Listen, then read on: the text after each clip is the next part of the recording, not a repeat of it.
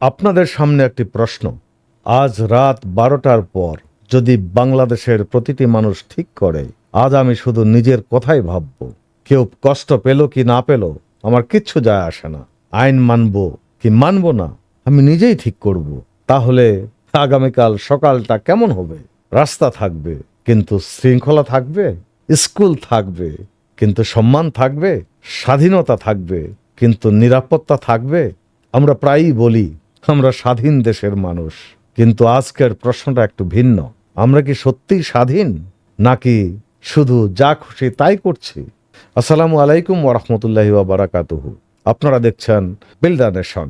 আজ আমি কোনো রাজনৈতিক দল নিয়ে কথা বলবো না, কোনো সরকার নিয়ে নয়, কোনো নেতা নিয়েও নয়, কারণ আজকের বিষয়টি তারও আগে শুরু হয় আমার ঘরে, আপনার ঘরে, আমাদের সন্তানদের সামনে, আর সেখান থেকেই তৈরি হয় আগামী দিনের বাংলাদেশ। ছোটবেলায় আমরা একটি কথা শিখেছিলাম, তোমার স্বাধীনতা শেষ হয় যেখানে অন্যের অধিকার শুরু হয়।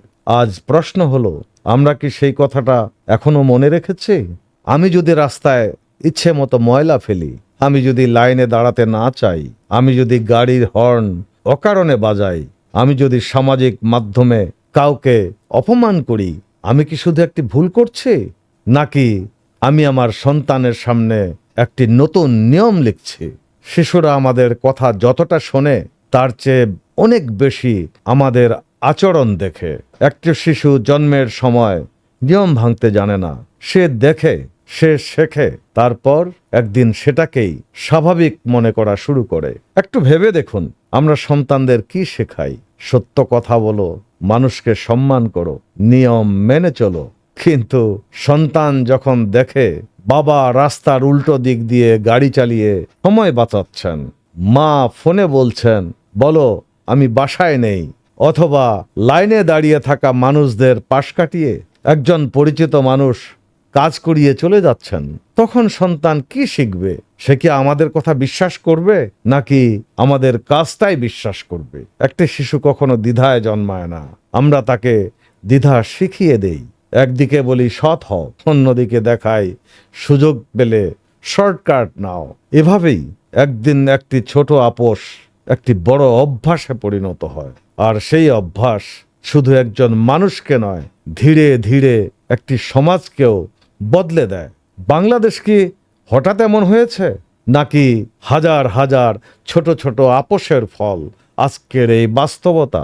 আমি কাউকে দোষ দিচ্ছি না, আমি শুধু আমাদের আয়নাটা সামনে ধরছি। যে জাতি নিজের ভুল দেখতে শেখে, সেই জাতি একদিন নিজের ভবিষ্যৎ বদলাতে পারে। চলুন আরেকটি দৃশ্য কল্পনা করি। একজন শিক্ষক শ্রেণীকক্ষে প্রবেশ করলেন, সব শিক্ষার্থী উঠে দাঁড়ালো, শুধু একজন দাঁড়ালো না, কারণ সে মনে করে আমাকে কেউ কিছু বলতে পারবে না। আজ এটি একটি ছোট ঘটনা, কিন্তু 10 বছর পরে যদি সেই ছেলেটি একজন কর্মকর্তা হয়, একজন ব্যবসায়ী হয়, একজন জনপ্রতিনিধি হয়, সে কি নিয়মকে সম্মান করবে, নাকি নিজেকেই নিয়ম মনে করবে? চরিত্র একদিনে তৈরি হয় না, একদিনে নষ্ট হয় না। প্রতিদিন একটি সিদ্ধান্ত, একটি আচরণ, একটি অভ্যাস, একটি মূল্যবোধ, এসব মিলেই একজন মানুষ তৈরি হয়, আর মানুষ মিলেই একটি জাতি। আজ আমি আপনাকে একটি প্রশ্ন করতে চাই, বাংলাদেশের ভবিষ্যৎ কোথায় লেখা হচ্ছে? শুধু সংসদে, শুধু আদালতে, নাকি শুধু সচিবালয়ে? না, আজ এই মুহূর্তে হাজার হাজার পরিবারের ডাইনিং টেবিলে, হাজার হাজার শ্রেণীকক্ষে, হাজার হাজার ছোট ছোট সিদ্ধান্তে। আমরা প্রায়ই বলি দেশ বদলাতে হবে, কিন্তু দেশ কি নিজে নিজে বদলায়, নাকি মানুষ বদলালে দেশও বদলে যায়? একটি শিশুর ভবিষ্যৎ প্রথমে স্কুলে নষ্ট হয় না, প্রথমে নষ্ট হয় যখন সে দেখে বড়রা নিজেদের কথায় মানে না। আজ যদি আমি নিয়ম মানি, একটি শিশু দেখবে। আজ যদি আমি সত্য কথা বলি, একটি শিশু শুনবে। যদি আমি অন্যকে সম্মান করি, একটু শিশু নিশ্চয় শিখবে। আমরা বুঝি বা না বুঝি, আমাদের প্রতিটি আচরণ কাউকে না কাউকে শিক্ষা দিচ্ছে। আমরা হয়তো আজ পুরো বাংলাদেশ বদলাতে পারবো না, আজ যদি একটি পরিবার বদলায়, আগামীকাল একটি পাড়া বদলাবে, তারপর একটি শহর, একদিন একটি দেশ। আজ আমি আপনাদের কাছে কোনো প্রতিশ্রুতি চাই না, কোনো স্লোগানও চাই না। আমি শুধু একটি ছোট অনুরোধ করতে চাই, আজ রাতে ঘুমানোর আগে নিজেকে একটি প্রশ্ন করুন, আমি কি এমন একজন মানুষ যাকে দেখে আমার সন্তান ভালো কিছু শিখতে পারে? যদি উত্তর হ্যাঁ হয়, তাহলে বাংলাদেশের ভবিষ্যৎ নিরাপদ। আর যদি উত্তর না হয়, তবুও আশা শেষ হয়ে যায়নি। পরিবর্তন আজ থেকেই শুরু হতে পারে, এই মুহূর্ত থেকেই। আমাদের নিশ্চয়ই মনে রাখতে হবে, একটি ভালো বাংলাদেশ গড়তে প্রথমে একজন ভালো মানুষ দরকার। আগে মানুষ গড়ি, তারপর দেশ গড়ি। আপনারা দেখছিলেন বিল্ড দ্য নেশন। পরবর্তী এপিসোড দেখার জন্য অগ্রিম আমন্ত্রণ রইল। ততক্ষণ ভালো থাকুন, সুস্থ থাকুন, সততার পথে থাকুন।